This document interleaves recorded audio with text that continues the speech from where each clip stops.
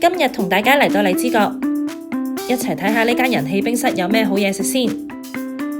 大推呢度嘅金牌炸雞，一炸起成間餐廳都充滿住三黃雞嘅香味，一啖脆皮，一啖嫩肉，真係完全停唔到口。呢個芝士漢堡扒打包飯，份量成座山咁高，漢堡扒厚得嚟又多汁，一刀切落去，入面嘅芝士爆晒出嚟。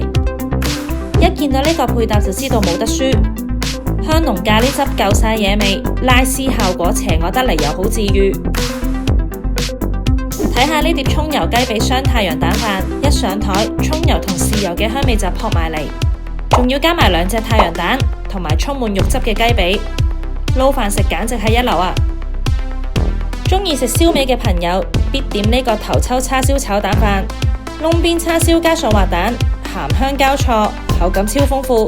呢個紅酒燴牛尾飯絕對拍得住西餐廳嘅水準，牛尾炆到淋身入味，啲燴汁濃厚得嚟又唔膩，食多碗飯都冇問題啊！港式味道真係唔會食厭啊！你都快啲去試下啦！記住 CLSS、comment、like、share 同埋 subscribe V 加大頻道，一齊發掘更多美食啦！